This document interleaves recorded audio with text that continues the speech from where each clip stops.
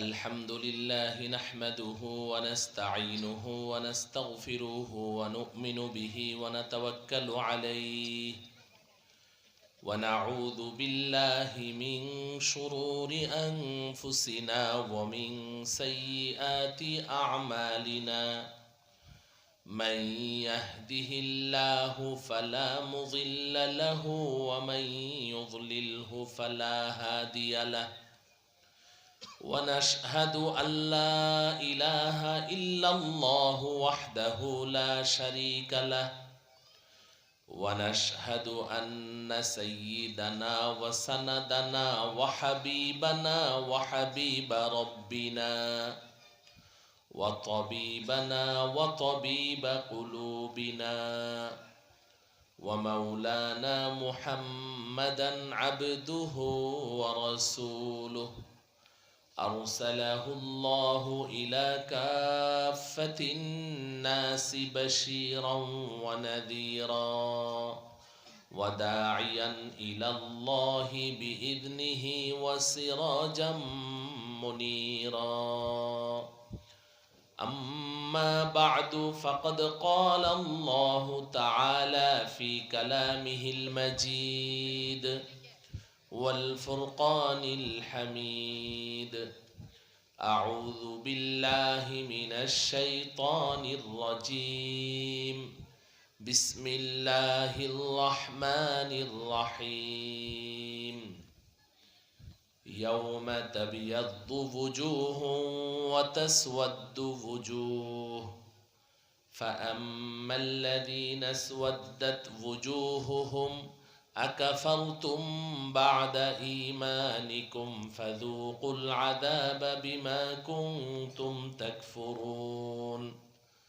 وأما الذين ابيضت وجوههم ففي رحمة الله هم فيها خالدون وقال رسول الله صلى الله عليه وسلم عليكم بسنتي وسنة الخلفاء الراشدين المهديين تمسكوا بها وعضوا عليها بالنواجذ صدق الله مولانا العظيم وصدق رسوله النبي الكريم ونحن على ذلك من الشاهدين والشاكرين والحمد لله رب العالمين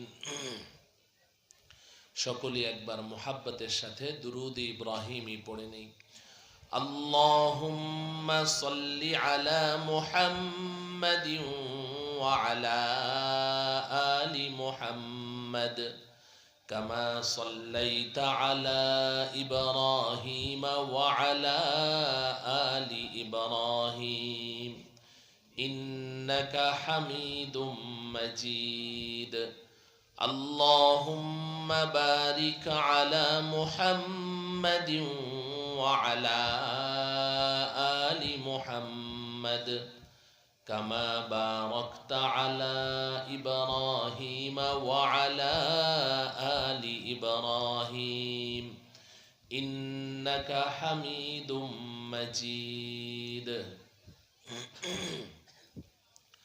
অত্র এলাকার সর্বস্তরের দিনদার পরহেজগার ভাই বোনদের দ্বীনি শিক্ষা প্রতিষ্ঠান জামিয়া হুসাইনিয়া ইসলামিয়া আরজুল উলুম পেদারটেক মাদ্রাসার উদ্যোগে আয়োজিত অধ্যকার আন্তর্জাতিক ইসলামী মহাসম্মেলনের সম্মানিত সভাপতি হযরত উলামায়ে কেরাম আইম্মায়ে মাসাজিদ খুতাবায়ে ইজম সামনে উপবিষ্ট আমার অত্যন্ত শ্রদ্ধাভাজন দিনদার পরহেজগার আল্লাহ প্রেমিক রসুল প্রেমিক উলামা প্রেমিক ধর্মপ্রাণ ভাই ও বন্ধুগণ পর্দার অন্তরালে আমার মাতৃতুল্য ভগ্নিতুল্য মা ও বোনেরা, আমি আপনাদের সম্মুখে সূরা আলী ইমরানের 106 এবং 7 নম্বর আয়াত দুটো তেলাওয়াত করেছি। তেলাওয়াতকৃত আয়াতে আল্লাহ রব্বুল আলামিন বলেন, এই দুনিয়ার মানুষ, তোমরা দুনিয়াতে যত দলেই বিভক্ত হও না কেন, হাসরের ময়দানে আমি সমস্ত মানুষকে দুই দল করে ফেলব। দুনিয়াতে দল দুইটি না আরো বেশি? হিসাব আছে? অগণিত, বেহিসাব দল। দলের কোনো শেষ নেই, ঐক্যেরও কোনো শেষ নেই। এই আপনার 24 জুলাই আন্দোলন আর 5ই অগাস্টের পর থেকে একটা শব্দ খুব বেশি শোনা যেত, সংস্কার। সংস্কার, সব জায়গায় খালি সংস্কার চলছে। এই সংস্কার শুনলাম এতদিন পর্যন্ত, কিন্তু বাস্তবিক অর্থে কি কোথাও কোনো সংস্কার আপনাদের চোখে পড়েছে? হ্যাঁ, সংস্কার শুধু শব্দটাই শুনলাম। এবার সামনে নির্বাচন, এখন আবার নতুন আরেকটা শব্দ খুব শোনা যাচ্ছে, ঐক্য। খালি ঐক্য করে, এই দল ওই দলের সাথে ঐক্য করে, তাই না? তা এখন আসলে ঐক্যের মানদণ্ড কি হওয়া উচিত, কোন বিষয়কে সামনে রেখে আমরা ঐক্য করতে পারি, এটার জন্য আগে আমাদের নিজেদের পরিচয়টা জানা দরকার। বলেন ঠিক কিনা? বাঘ কি কোনোদিন ছাগলের সাথে ঐক্য হয়? বাঘের সাথে ছাগলের সাথে ঐক্য হয় না। হাতির সাথে আর ভেড়ার সাথে ঐক্য হয় না। ঐক্যের তো একটা মানদণ্ড থাকা দরকার। কিসের ভিত্তিতে আমাদের মধ্যে ঐক্য হবে? এটার জন্য আগে আমাদেরকে নিজেদেরকে চিনতে হবে, আমরা কারা। এই লক্ষ্যেই আমি সূরা আলী ইমরানের এই আয়াত দুটো তেলাওয়াত করেছি। আল্লাহ রব্বুল আলামিন বলেন যে তোমরা পৃথিবীতে যত দলেই বিভক্ত থাকো না কেন, হাসরের ময়দানে আমি আল্লাহ সব মানুষকে দুই দলে বিভক্ত করব। কয় দলে? দুই দলে। আল্লাহ বলেন, ইয়াউমা তাবিয়াদ্দু ওয়ুজুহুন ওয়া তাসওয়াদ্দু ওয়ুজুহ। একদল তাবিয়াদ্দু ওয়ুজুহ, আরেক দল তাসওয়াদ্দু ওয়ুজুহ। একদল যাদের চেহারা নূরে নূরান্বিত থাকবে, আলোক উজ্জ্বল থাকবে, হাস্যোজ্জ্বল থাকবে, সাদা শুভ্র অনেক সুন্দর হবে। এটা হলো একদল তাবিয়াদ্দু ওয়ুজুহ, চেহারাটা একদম নূরে জ্বলজ্বল করতে থাকবে। আরেক দল ওয়া তাসওয়াদ্দু ওয়ুজুহ, এদের চেহারাটা হবে নিকোষ কালো, বিভৎস, কুৎসিত। নাউজুবিল্লাহ বলেন। এক দলের চেহারা হবে আলোকিত, নূরে নূরান্বিত, আরেক দলের চেহারা থাকবে কালো, কুৎসিত, বিভৎস, ভয়ঙ্কর। এই দুই দলে আল্লাহ বিভক্ত করবেন। এবার আল্লাহ বলছেন, ফাআম্মাল্লাযীনা আসওয়াদ্দাত ওয়ুজুহুহুম আকাফারতুম বা'দা ঈমানিকুম ফাযূকুল আযাবা বিমা কুনতুম তাকফুরুন। আল্লাহ বলেন, যেই মানুষগুলোর চেহারা কালো, নিকোষ কালো, বিভৎস, কুৎসিত হবে, তো আল্লাহ রব্বুল আলামিনের পক্ষ থেকে একটা ঘোষণা আসবে। আল্লাহ পাক বলবেন, আকাফারতুম বা'দা ঈমানিকুম, যে তোমরা ঈমান আনার পরে আবার কুফরি কাজে লিপ্ত হয়ে গেছো।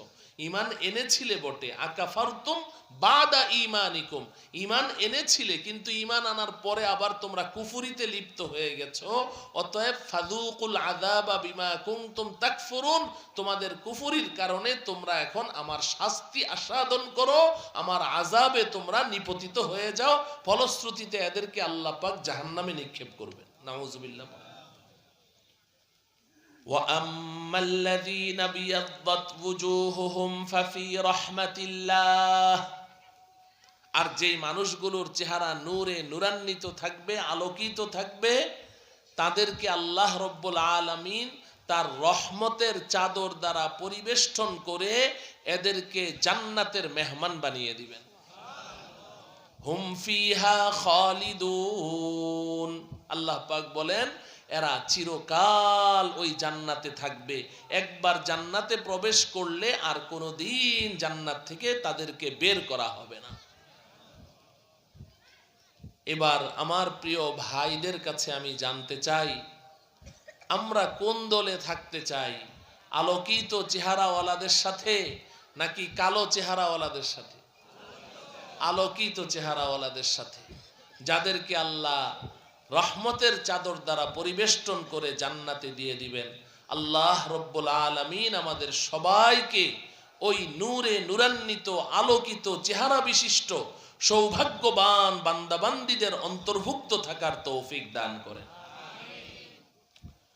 এটা তো গেল কোরআনের আয়াত। আমি বলে দিলাম সূরা আলী ইমরান 106 এবং 7 নম্বর আয়াত। আপনাদের কাছে যদি তাফসীরের কিতাব থাকে খুলে দেখে নেবেন। এই আয়াতের তাফসীরে জগৎ বিখ্যাত মুফাসসিরে কোরআন আল্লামা জালালউদ্দিন সুয়ুতি রহমতুল্লাহি আলাইহি, উনি ওনার একটি তাফসীরের কিতাব আছে যেটি আমরা আমাদের মাদ্রাসায় পড়াই, তাফসীরে জালালাইন। আর আরেকটি তাফসীরের কিতাব আছে যেটা মাদ্রাসার সিলেবাসভুক্ত নয়, এটা যারা তাখাসসুস পড়ে অর্থাৎ দাওরায়ে হাদিস পাশ করার পরে যারা পিএইচডি কোর্স করে, তাফসীরের উপরে যারা পিএইচডি করে তারা ওটা পড়ে। ওটার নাম হলো তাফসীরে আদ-দুররুল মানসুর। আল্লামা জালালউদ্দিন সুয়ুতি রহমতুল্লাহি আলাইহি ওই কিতাবের মধ্যে বিশিষ্ট সাহাবী হযরতে আবু সাঈদ আল খুদরি রাদিয়াল্লাহু তাআলা আনহু এবং হযরতে আব্দুল্লাহ ইবনে মাসউদ রাদিয়াল্লাহু তাআলা আনহু, দুইজন সাহাবী। আপনারা নাম শুনেছেন না? আব্দুল্লাহ ইবনে মাসউদ রাদিয়াল্লাহু তাআলা আনহু আর আবু সাঈদ আল খুদরি রাদিয়াল্লাহু তাআলা আনহু, এই দুইজন সাহাবী থেকে তিনি বর্ণনা করেছেন, হাদিস বর্ণনা করেছেন যে তারা নবীজিকে একটা প্রশ্ন করেছেন। সেই প্রশ্নটা হলো, ইয়া রাসূলুল্লাহ, হাসরের ময়দানে আল্লাহ রব্বুল আলামিন যেই মানুষগুলোকে জান্নাতে দিবেন এবং তাদের বর্ণনা দিয়েছেন যে তাদের চেহারাগুলো নূরে নূরান্বিত থাকবে, হাসরের ময়দানে চেহারাটা আলোক উজ্জ্বল থাকবে, নূরে নূরান্বিত থাকবে, যেই মানুষগুলো হাসরের ময়দানে এমন সৌভাগ্যবান হবে, ওই মানুষগুলোকে দুনিয়াতে চেনার কোনো উপায় আছে কিনা?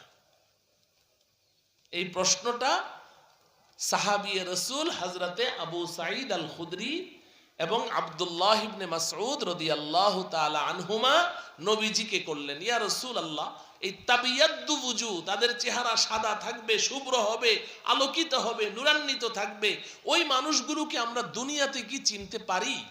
নবীজি বললেন, হ্যাঁ পারো। এদের পরিচয় কি? নবীজি সাল্লাল্লাহু আলাইহি ওয়াসাল্লাম জবাবে বললেন, হুম আহলুস সুন্নাতি ওয়াল জামাআহ। সুবহানাল্লাহ বলেন। নবীজি এক শব্দে বলে দিলেন, হুম আহলুস সুন্নাতি ওয়াল জামাআহ। পৃথিবীতে এদের পরিচয় হলো এরা আহলুস সুন্নাহ ওয়াল জামাআতের অন্তর্ভুক্ত হবে।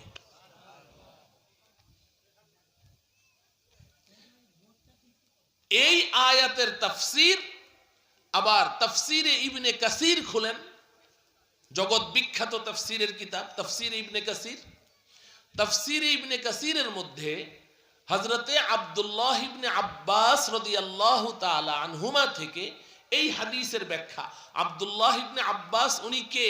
সাহাবাদের মধ্যে সবচেয়ে বড় মুফাসসিরে কোরআন ছিলেন, সর্বশ্রেষ্ঠ রাইসুল মুফাসসিরিন ছিলেন আব্দুল্লাহ ইবনে আব্বাস রাদিয়াল্লাহু তাআলা আনহুমা। নবীজি সাল্লাল্লাহু আলাইহি সাল্লামের আপন চাচাতো ভাই। নবীজি তাকে স্পেশাল দোয়া করেছিলেন, আল্লাহুম্মা আল্লিমহুল কিতাবা ওয়া ফাক্কিহহু ফিদ্দীন। ও আল্লাহ, আমার এই ভাইটাকে আপনি কোরআনের ইলম দান করেন, দ্বীনের ফাকাহাত এবং গভীর জ্ঞান এবং পাণ্ডিত্য দান করেন। ওই দোয়ার বরকতে আব্দুল্লাহ ইবনে আব্বাস রাদিয়াল্লাহু তাআলা আনহুমা তিনি হয়ে গেছেন রাইসুল মুফাসসিরিন, সাহাবায়ে কেরামের মধ্যে সর্বশ্রেষ্ঠ মুফাসসিরে কুরআন। উনি এই আয়াতের ব্যাখ্যা করতে গিয়ে বলেছেন ইয়াউমা তাবিয়াদ্দু ওয়ুজুহ, ইয়াউমা তাবিয়াদ্দু ওয়ুজুহ, যেই দিন একদল মানুষের চেহারা নূরে নূরান্বিত থাকবে, এতটুকু আয়াত উল্লেখ করে এরপরে উনি বলছেন হুম আহলুস সুন্নাতি ওয়াল জামাআ, এরা হলো পৃথিবীতে আহলুস সুন্নাহ ওয়াল জামাআতের অন্তর্ভুক্ত মানুষগুলো। আর ওয়াতাসওয়াদ্দু ওয়ুজুহ, এবং একদল মানুষের চেহারা হাসরের ময়দানে কালো হবে, কুৎসিত হবে, বিভৎস হবে, ভয়ঙ্কর হবে। ওয়াতাসওয়াদ্দু ওয়ুজুহ, এতটুকু লেখার পরে পরে উনি লিখছেন হুম আহলুল ফুরকাতি ওয়াল বিদআ, হুম আহলুল ফুরকাতি ওয়াল বিদআ, এরা হচ্ছে আহলে ফুরকা, বিভিন্ন ফেরকাবন্দি, যারা বিভিন্ন ফেরকায় বিভক্ত হয়ে গেছে, আহলুস সুন্নাহ ওয়াল জামাত থেকে সরে গেছে, এবং যারা ঈমান আনার পরে বিদআতে জড়িয়ে গেছে, এরা হচ্ছে ওই দল মানুষ। আমি শুধু এই দুইটা হাদিসের রেফারেন্স দিলাম। তাহলে এই আয়াতের তাফসীর থেকে, নবীজি সাল্লাল্লাহু আলাইহি ওয়াসাল্লামের বক্তব্য থেকে আমরা পরিষ্কার বুঝে নিলাম যে হাসরের ময়দানে নাজাত প্রাপ্ত, মুক্তিপ্রাপ্ত এবং আল্লাহ পাকের অনুগ্রহে জান্নাত প্রাপ্ত যেই দলটি হবে, পৃথিবীতে এই দলের পরিচয় হলো আহলুস সুন্নাতি ওয়াল জামাআ। ঠিক কিনা বলেন? নাজাত প্রাপ্ত, মুক্তিপ্রাপ্ত দলের নাম কি? আমার সাথে বলেন আহলুস সুন্নাতি ওয়াল জামাআ। বলেন আমাদের পরিচয়, আমরা আহলুস সুন্নাতি ওয়াল জামাআ। আমরা কি? আহলুস সুন্নাতি ওয়াল জামাআ। এটা হলো আরবি শব্দ, এটাকে আমরা বাংলায় উর্দুতে বলি আহলে সুন্নাত ওয়াল জামাত, বলি না? আহলে সুন্নাত ওয়াল জামাত বলি, এটা উর্দুতে আহলে সুন্নাত ওয়াল জামাত, এটা উর্দু ভাষায় বলে, ফার্সি ভাষায় বলে, আর আরবি ভাষায় বলে আহলুস সুন্নাতি ওয়াল জামাআ। এটা হলো আমাদের পরিচয়। এবার আমার দিকে লক্ষ্য করেন, খুব খেয়াল করেন, সবাই আমার দিকে তাকিয়ে থাকেন, ডানে বামে তাকাবেন না। ডানে বামে তো সারা বছরই তাকাইলেন, আজকে তো ডানে বামে তাকানোর জন্য আসেননি। আজকে কোন দিকে তাকাবেন? যিনি কথা বলবে তার দিকে তাকিয়ে থাকবেন, ঠিক আছে তো ইনশাআল্লাহ?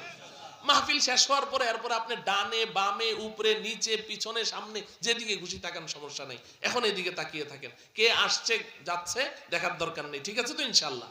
আচ্ছা, আমি তো কথাই বলবো অল্প সময়, আপনি যদি ডানে বামে তাকান তো কিছুই বুঝবেন না। এখন প্রশ্ন হলো যে আমরা এতটুকু বুঝলাম যে দুনিয়াতে যত দল থাক না কেন, এই সমস্ত দলের মধ্যে একমাত্র নাজাত প্রাপ্ত, মুক্তিপ্রাপ্ত দলের নাম কি? আহলুস সুন্নাতি ওয়াল জামাআ। এটা নবীজি সাল্লাল্লাহু আলাইহি সাল্লাম আরেকটা হাদিসের মধ্যেও বলেছেন, তিরমিজি শরীফের হাদিস, হযরতে আনাস রাদিয়াল্লাহু তাআলা আনহু থেকে বর্ণিত। নবীজি বলেন ইন্না বানি ইসরাঈলা তাফাররাকাত আলা 72 মিল্লাহ ওয়া তাফতারিকু উম্মতি আলা 73 মিল্লাহ কুল্লুহুম ফিন নারি ইল্লা মিল্লাতান ওয়াহিদাহ ক্বালু মান হিয়া ইয়া রাসূলুল্লাহ ক্বালা মা আনা আলাইহি ওয়া আসহাবি আও কামা ক্বালা রাসূলুল্লাহ সাল্লাল্লাহু আলাইহি ওয়াসাল্লাম। হযরতে আনাস রাদিয়াল্লাহু তাআলা আনহু, নাম শুনেছেন? নবীজির 10 বছরের খাদেম, এক নাগারে 10 বছর নবীজির খেদমত করেছেন। বেতনভুক্ত খাদেম ছিলেন, মাসে মাসে বেতন দিতেন না, তার মা তাকে দিয়ে দিয়েছেন, ইয়া রাসূলুল্লাহ আমার ছেলেটাকে আপনাকে দিয়ে দিলাম আপনার খেদমতের জন্য।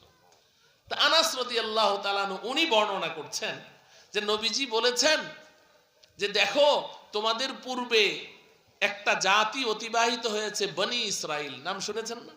এই বনি ইসরাইল তারা আপোষের মধ্যে খালি দ্বিমত করত, ঝগড়া করত, দ্বন্দ্ব করত, আপোষের মধ্যে তারা ইখতিলাফ করত, মতভেদ সৃষ্টি করত।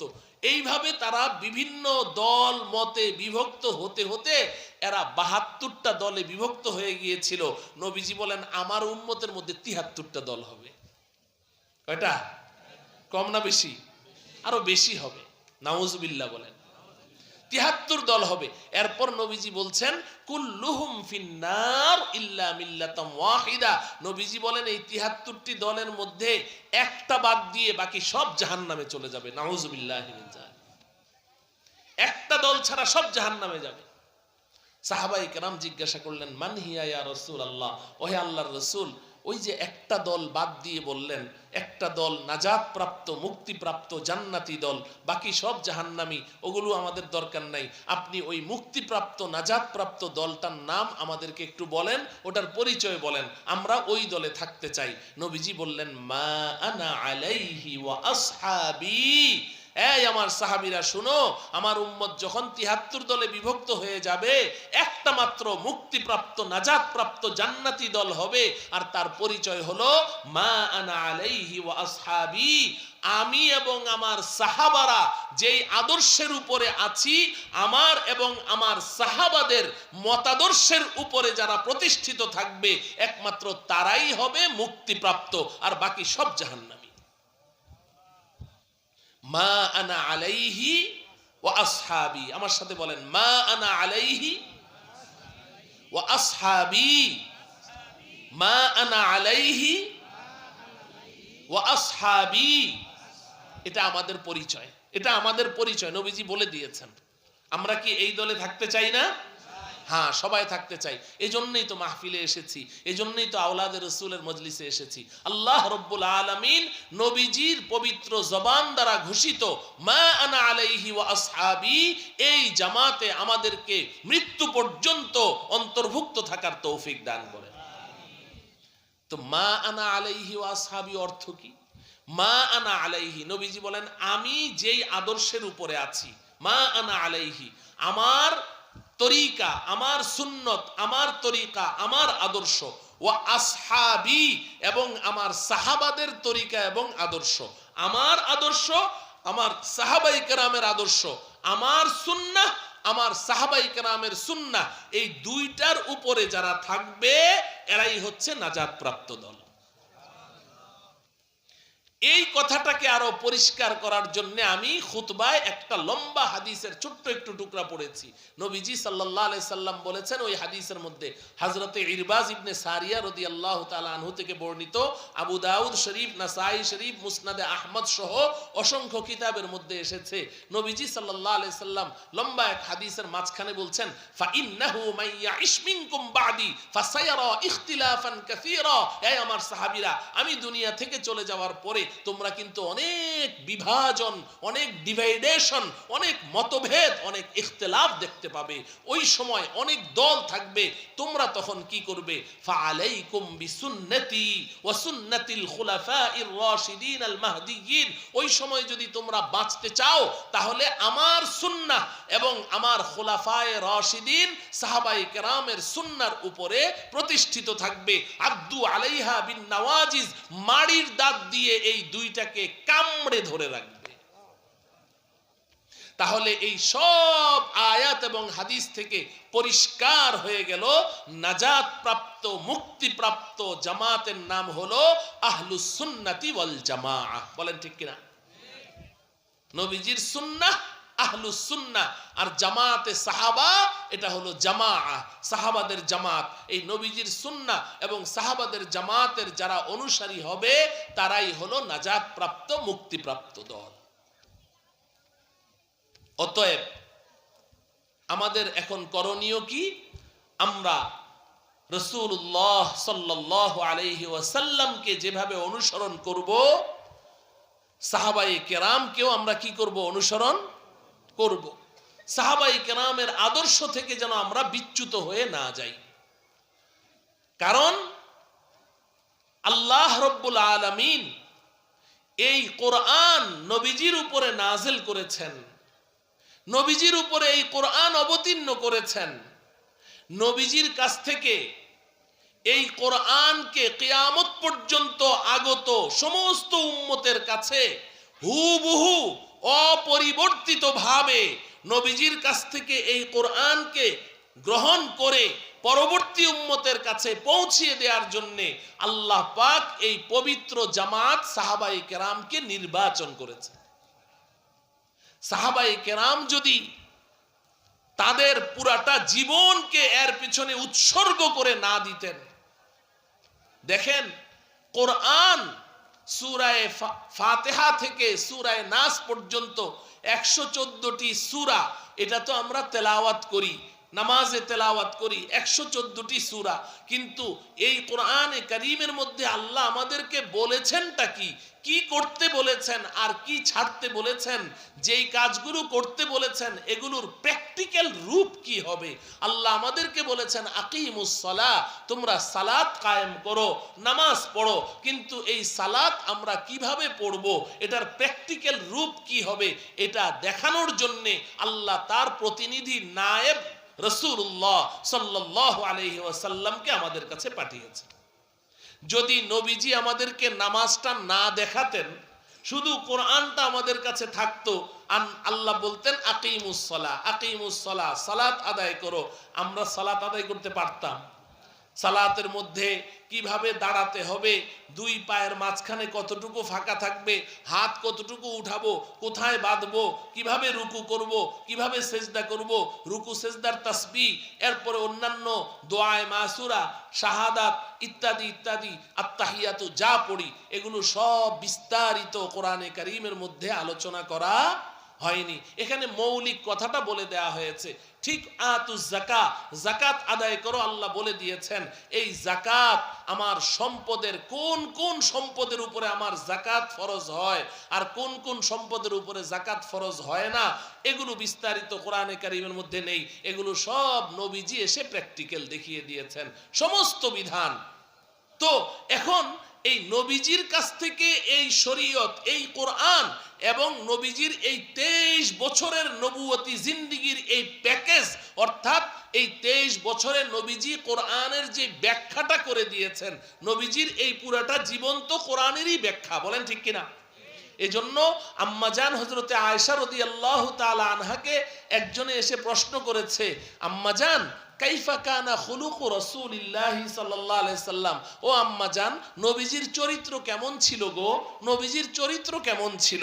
তখন হযরতে আয়েশা ওই প্রশ্নকারীকে বললেন, আমা তাকরাউল কোরআন, কেন তুমি কি কোরআন পড়ো না? বলে হ্যাঁ আমি তো কোরআন পড়ি। আম্মাজান বললেন কানা খুলুকুহু আল কোরআন, তুমি কোরআনে যা যা পড়ো এটার বাস্তব রূপ নবীজির জীবনটা ছিল। কোরআনে যা আছে নবীজির জীবনে তাই আছে। আমার প্রিয় ভাইয়েরা, তাইলে এই নবীজি এই 23 বছরের নবুয়তি জিন্দেগিতে কোরআনের ব্যাখ্যাই তিনি করেছেন, বলেছেন এবং করেছেন, হাতে কলমে শিখিয়েছেন। যাদেরকে শিখালেন, যাদের কাছে এই কোরআনের আমানত রেখে গেলেন, যাদের কাছে এই কোরআনটা প্র্যাকটিক্যাল যাদেরকে দেখিয়ে দেখিয়ে শিখিয়ে দিলেন কিভাবে কোন বিধানটা করতে হবে, ওই জামাতের নাম হচ্ছে সাহাবায়ে কেরামের জামাত। ঠিক কিনা?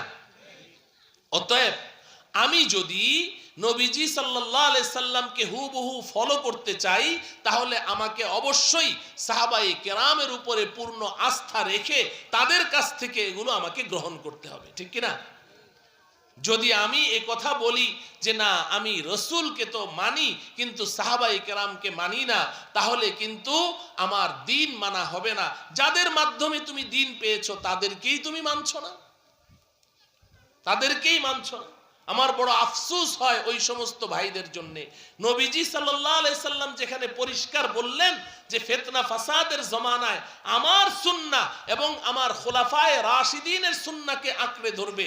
আমার সুন্নাহ, খুলাফায়ে রাশিদিনের সুন্নাহ। ভাই খুলাফায়ে রাশিদিন কে ছিল? আবু বকর সিদ্দিক খলিফায়ে রাশিদ ছিলেন না? হযরতে ওমর, উসমান, আলী ওনারা খুলাফায়ে রাশিদিন ছিলেন না?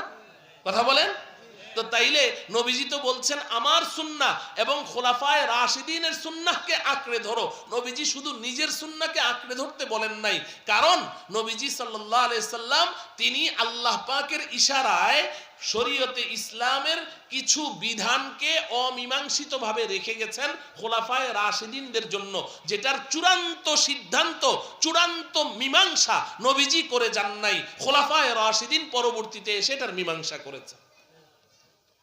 আমি যদি এখন এক একটা করে দৃষ্টান্ত দিতে থাকি ঘন্টাকে ঘন্টা পার হয়ে যাবে যে হযরতে আবু বকর সিদ্দিক রাদিয়াল্লাহু তাআলা আনহু তিনি কোন বিষয়ে সংস্কার করেছেন এবং তার সুন্নাহ কি, হযরতে ওমরের সুন্নাহ কি, হযরতে উসমানের সুন্নাহ কি, হযরতে আলীর সুন্নাহ কি, এগুলো যদি আলাদা আলাদা আপনি গুনতে থাকেন বিশাল বড় এক লিস্ট হয়ে যাবে, যেটা চূড়ান্ত সিদ্ধান্ত নবীজি করে যাননি, খুলাফায়ে রাশিদিন এসে এগুলার চূড়ান্ত সিদ্ধান্ত করেছে।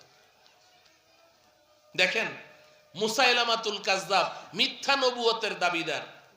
মুসাইলামাতুল কাজ্জাব নিজেকে নবী দাবি করেছে। এই মুসাইলামাতুল কাজ্জাবের বিরুদ্ধে নবীজি তো জিহাদ করেন নাই। নবীজি কি করেন নাই? জিহাদ করেন নাই। নবীজি চলে যাওয়ার পরে আবু বকর সিদ্দিক রাদিয়াল্লাহু তাআলা আনহু খলিফাতুল মুসলিমিন হলেন।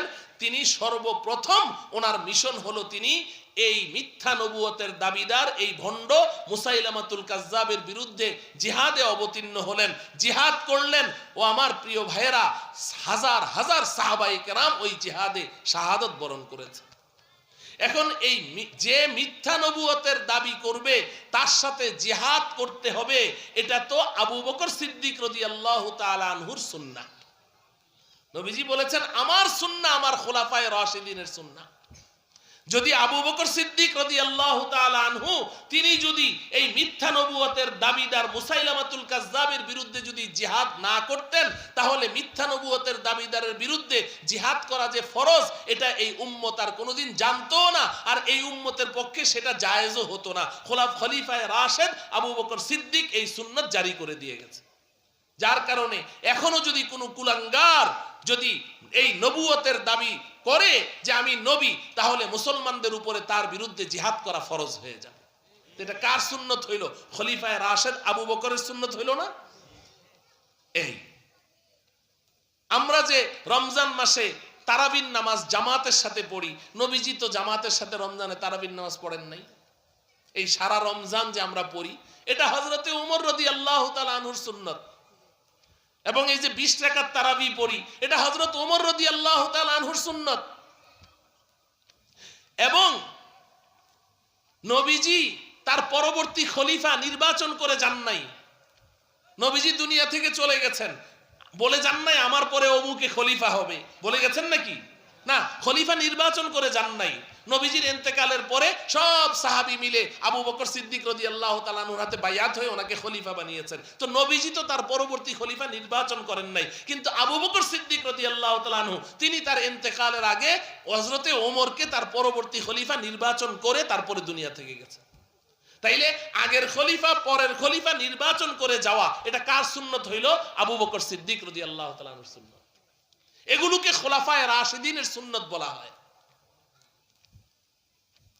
হযরতে ওমর ফারুক রাদিয়াল্লাহু তাআলা আনহু নবীজির যুগে যদি কোনো ব্যক্তি এক বৈঠকে একসাথে তার বিবিকে 3 তালাক দিত তাহলে তালাক হইতো একটা। নবীজির যুগে কোনো ব্যক্তি যদি এক বৈঠকে তার বিবিকে বলতো যে তোমাকে 3 তালাক দিলাম, অথবা বলল তালাক তালাক তালাক 3 বার বলল, তো তালাক হইতো কয়টা? একটা। হযরতে ওমর রাদিয়াল্লাহু তাআলা আনহুর জামানায় আসার পরে হযরতে ওমর রাদিয়াল্লাহু তাআলা আনহু সমস্ত সাহাবায়ে কেরামকে নিয়ে সাহাবায়ে কেরামের ঐক্যমতে তিনি বিধান জারি করলেন, এখন থেকে কেউ যদি তার বিবিকে এক বৈঠকে তালাক তালাক তালাক 3 বার বলে তাহলে তালাক হয়ে যাবে 3টা। এটা হযরতে ওমর রাদিয়াল্লাহু তাআলা আনহুর সুন্নাত।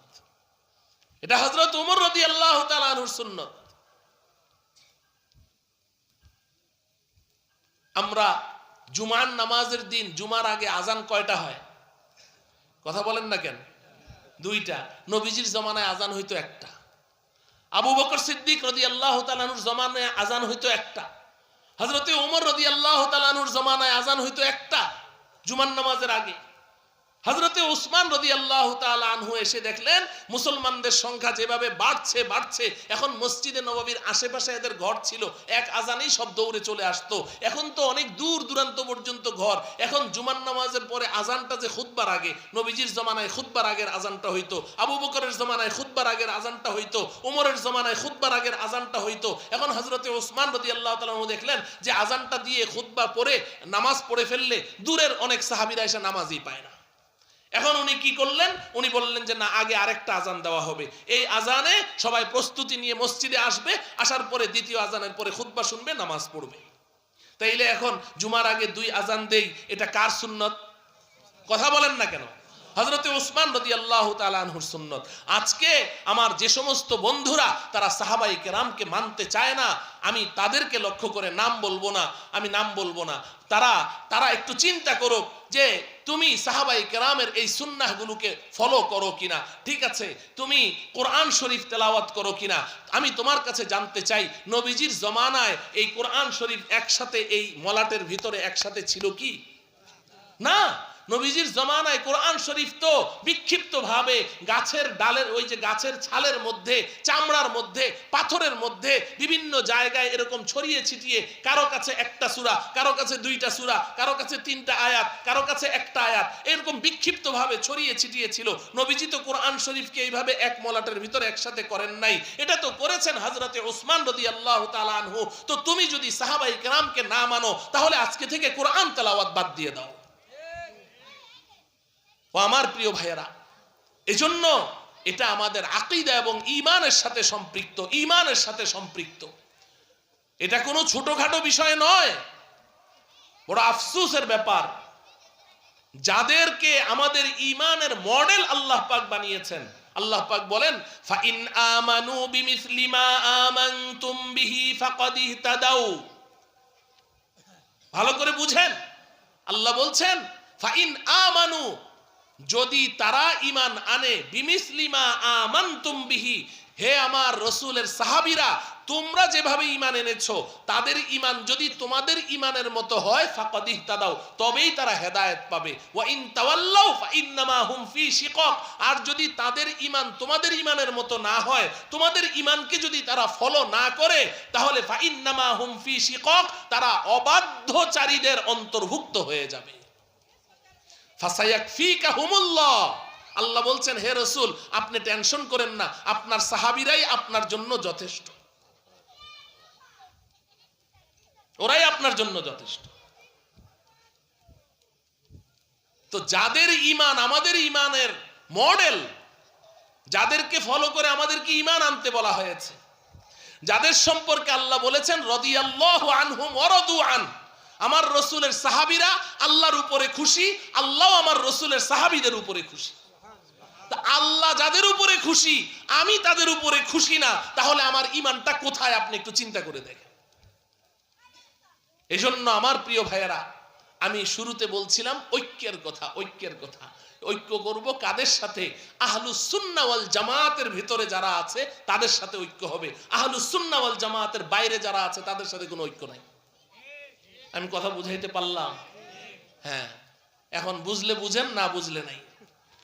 আল্লাহ রাব্বুল আলামিন আমাদেরকে বুঝার তৌফিক দান করেন এবং মৃত্যু পর্যন্ত রাসূলের সুন্নাহ এবং সাহাবায়ে কেরামের সুন্নাহকে মাড়ির দাঁত দিয়ে আঁকড়ে ধরে থেকে আহলুস সুন্নাহ ওয়াল জামাতের অন্তর্ভুক্ত থেকে আল্লাহ পাকের দরবারে হাজিরি দেওয়ার তৌফিক দান করেন।